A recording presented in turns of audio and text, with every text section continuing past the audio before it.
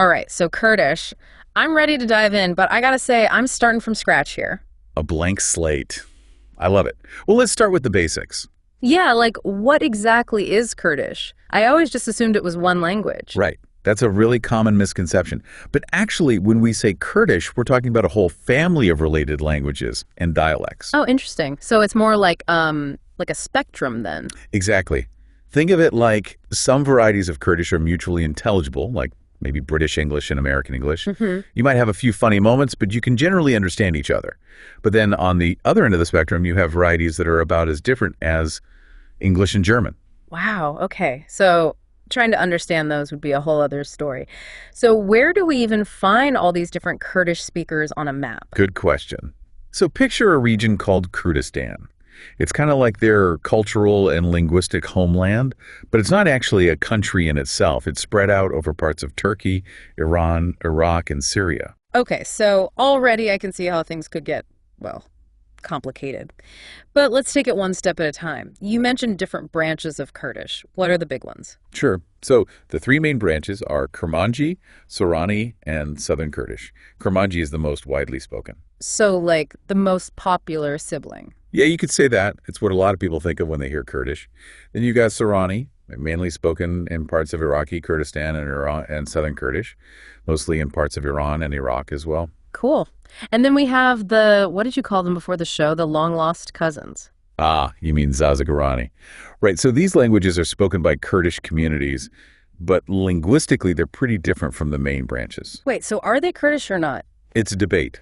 Some linguists think they might actually be closer to Persian. Wow, a real family drama. Okay, but before we get lost in the branches, I want to go back, way back. Yeah. How old is Kurdish anyway? When did it first show up on the scene? We're talking ancient roots here. Think 9th century agricultural texts, even a 13th century religious book called the Yazidi Black Book. Wow, okay. That's pretty long history. And it was used for writing, too, not just everyday speech. Absolutely. But it wasn't until much later, the 18th century, that we meet someone who really put Kurdish on the map for linguists. An Italian priest, actually, de Maurizio Garzoni. Okay, what's the story there? Well, he wrote the first real Kurdish grammar. A trailblazer, you could say. Huh. That's pretty amazing when you think about it. One guy, one grammar book, making a difference for a whole language. So what's it actually like to speak Kurdish, though? All right, well, buckle up because we're about to get into the nitty-gritty. The sounds, the grammar, the whole shebang. One of the things that makes Kurdish phonology, that's just a fancy word for the study of sounds, so fascinating is that, well, take aspirated consonants, for instance. Okay, you're gonna have to back up a bit there. Aspirated consonants. Right, of course. So think about the English words pin and spin. See how you're making the P sound in both. But in pin, there's this little puff of air after the P. And in spin, there isn't. That puff of air is what we call aspiration. Oh, okay, I see. So that little puff can make a big difference in Kurdish. You got it. Yeah. It can even change the meaning of a word entirely. Wow, okay. Never would have thought about it that way. What else? What other tricks does Kurdish have up its sleeve? Well, remember how we were talking about those different branches of the Kurdish language family and how different they can be? Yeah. Well, it gets even more interesting. Kurdish has this thing called a split ergative system. Basically, it means that the grammar rules can completely change depending on what tense you're using. Present tense, one set of rules. Past tense.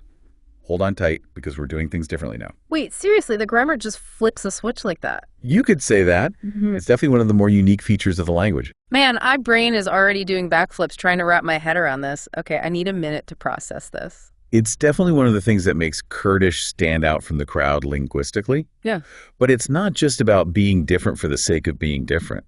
This split ergative system actually reflects a different way of thinking about how actions work, who's doing what to whom. Okay, now you're really making me work for it. Can you give me an example? Like, how would a sentence actually look different because of this split ergativity thing? Okay, so imagine you want to say, the man opened the door in Kurdish. In the present tense, you'd structure it pretty much like you do in English. The man is the one doing the action to the door. But in the past tense, you'd switch things up. The door kind of becomes the star of the sentence. The focus is on the fact that it was opened. Whoa, that's wild. It's like the past tense gives the door more power. It's not just a passive thing anymore. Exactly. It shows how language can actually shape how we see the world, even when we're talking about something as basic as grammar. But Hey, let's not get stuck on verbs and tenses forever. What about those little words that hold everything together? The glue of language. You mean like prepositions? Uh, Man, those can be fun, yeah. especially in languages that get a little creative with them. What's Kurdish got going on in that department? Well, one cool thing is the azefe. Kurdish shares this with some other Iranian languages. Yeah. Basically, it's this little word, or sometimes just a sound change, that shows possession. So instead of the king's crown, it would be like crown as if king. Bingo. Might seem backwards at first, but it gets the job done. It's like a code you have to crack. I love that. We were talking about sounds earlier. What about vowels? Does Kurdish have any cool vowel stuff going on? Oh, yeah. Kurdish vowels are a whole other adventure. It's got more vowel sounds than English does. And the little differences in how you pronounce them can be a dead giveaway for what dialect someone's speaking. Wait, really? Just from a tiny change in a vowel? I can barely hear that in English. But I guess it makes sense. All those little variations are what give a language its personality. You said it. So we've talked about how Kurdish sounds, but what about how it looks on paper? With all these different branches, I bet the writing system gets interesting too. Yeah, good point. Is it all the same writing system or what? Well, it depends. Kurmanji, the most common one, mostly uses a modified Latin alphabet, like what we use for English. So if you know your ABCs, you're off to a good start with Kurmanji. What about Sorani? Any surprises there? Sorani goes for a modified Arabic script, kind of similar to what you see for Persian or Urdu. Wow, okay, so it's like two completely different worlds depending on which branch of Kurdish you're looking at. It really is a family of languages, huh? Each one with its own style. That's a great way to put it. It just shows how diverse the Kurdish-speaking world is. But all this linguistic diversity we've been talking about, it doesn't exist in a vacuum. The sources we've been looking at, they paint a pretty complicated picture of the political side of things, too. Yeah, it seems like Kurdish has been through the ringer a bit. The sources talk about bans and restrictions on its use, especially in the past. Unfortunately, that's true. Despite having millions of speakers, Kurdish has often been marginalized, pushed aside, even forbidden in some places. Yeah, like what the sources said about limits on using it in schools or in the media. It's like its own language wasn't considered good enough. It's a sad but familiar story for many minority languages. When you control how people speak, you control how they think, how they see themselves. It's about power, isn't it? Who gets to decide what language is official or acceptable? But it sounds like things might be changing for the better. At least I hope so. It does feel like people are starting to understand that, like, embracing different cultures means embracing different languages too, right? It's about time. Yeah. And language revitalization, bringing a language back to life, it's a powerful thing. It's like Kurdish is pushing back, reclaiming its space. I love that. So give me some examples. What kind of progress are we talking about? What's happening on the ground? Well, for one, Sorani Kurdish is officially recognized in Iraq now. Wow. Okay, that's a big deal. It's one thing to speak a language, but to have it recognized by a government, that says something. Exactly. It's in schools, government offices, official documents, everything. That's amazing. Are there other success stories like that in other parts of Kurdistan? It's definitely a work in progress, but yeah, there are bright spots. Like even in Turkey, there's been a real increase in Kurdish on television. So baby steps, but still, seeing and hearing a language can make a huge difference. Normalizes it somehow, you know? Absolutely. And you can't forget about schools. That's where it really counts if you want to keep a language alive. Totally. Kids need to grow up hearing and speaking their language. Has there been any movement on that front? There has. In some places, like parts of Turkey, Kurdish is actually being taught in public schools now.